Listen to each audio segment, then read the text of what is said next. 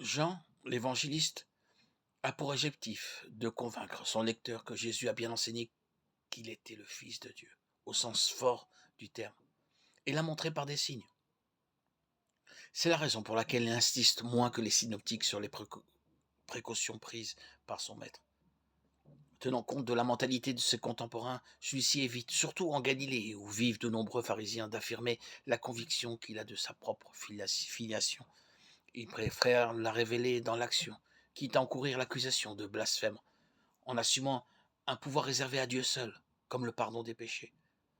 Pour affirmer sa conscience à la fois messianique et divine, il utilise à plusieurs reprises, on l'a vu, l'expression insolite et mystérieuse de Fils de l'homme.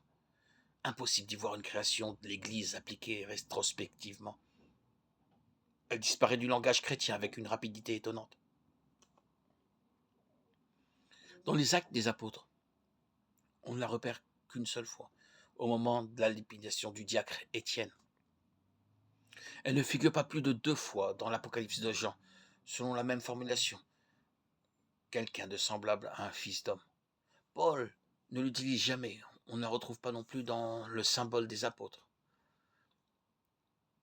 Manifestement, elle n'appartient pas à la christologie primitive, en dehors de groupes sectaires qui la récupéreront par archaïsme. Son enracinement historique dans la vie de Jésus est donc certain. L'expression est d'origine sémitique. L'hébreu Ben Adam, littéralement fils d'Adam, Adam étant l'homme, ou l'araméen Bar Enash désigne l'homme en général, n'importe quel homme. Si Jésus l'utilise, ce n'est pas dans ce sens indéterminé, mais très clairement comme un titre de pouvoir, renvoyant la figure eschatologique évoquée au chapitre 7 du livre du prophète Daniel. Je regardais dans les visions de la nuit, et voici qu'avec les nuées du ciel venait comme un fils d'homme. Il arriva jusqu'au vieillard, et on le fit approcher en sa présence. Et il lui fut donné souveraineté, gloire et royauté. Les gens de tout peuple, nation et langue le servaient. Sa souveraineté est une souveraineté éternelle qui ne passera pas, et sa royauté une royauté qui ne sera jamais détruite. L'expression revient 82 fois dans les évangiles. Elle est fréquemment en signe de toute puissance. Nous voyons dans Jean, Amen, Amen, je vous le dis, vous verrez des cieux ouverts et les anges de Dieu monter et descendre au-dessus du Fils de l'homme. Matthieu, Marc, Luc, mais je vous le dis, vous verrez désormais le Fils de l'homme assis à la droite de la puissance et venant sur les nuées du ciel. Dans la pensée sémitique, la place réservée à la droite du maître est celle de l'héritier. Pour Jésus, c'est par conséquent une manière d'indiquer discrètement son origine et son statut divin. Il faut comprendre cependant que cet étrange Fils de l'homme est comme le royaume de Dieu, à la fois présent et en devenir, dans un indéfinissable entrelac.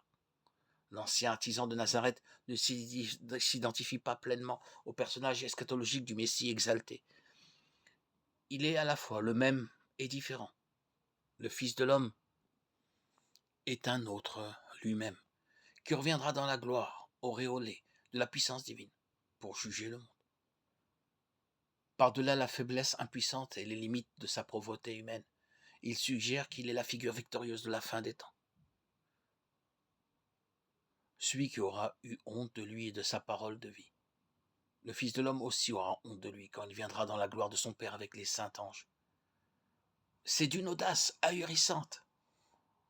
L'ambiguïté sémantique, la plasticité même de l'expression lui permettent de sous-entendre qu'il est beaucoup plus qu'un simple messie terrestre, tout en limitant sa révélation à ce que les hommes simples auxquels il s'adresse, enracinés dans leurs préjugés, sont capables de comprendre.